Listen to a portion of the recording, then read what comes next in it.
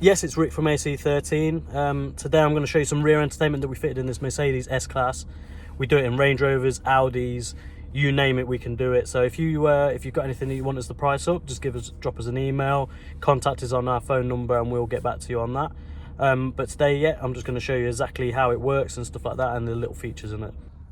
So this is the rear entertainment that we fitted in this Mercedes S-Class. As you can see, literally the screens are really good, like really good picture. You've got all these different little apps on here, so you can set it and match the front icons in there. So you can literally match it like that. You've got all these little icons in here. So we've got, let's have a look at this. So we've got your browser, so you can literally search the internet if you want. You've got apps, you've got literally AV in, so you can plug like TVs in them and stuff like that, proper tuners. But let's try and go to apps.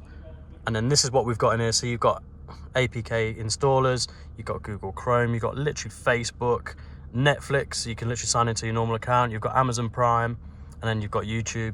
Let's have a quick look at YouTube. So here we are on YouTube. Let's look at different videos. Let's have a look at Rag and Bone Man music video.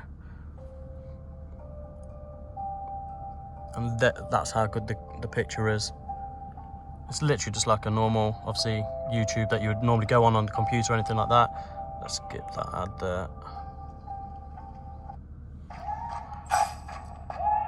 And the sound's really good as well. It goes into the... But literally you can have different things on different TVs. So that TV is literally stagnant on the home page. And then this one is obviously playing what you want on this one. You can plug the earphones on the side here. Easy for like kids and stuff if they want to watch different things. But let's expand this slightly so we can see what the actual video.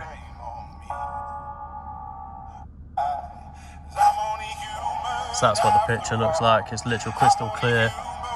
Very good picture on these.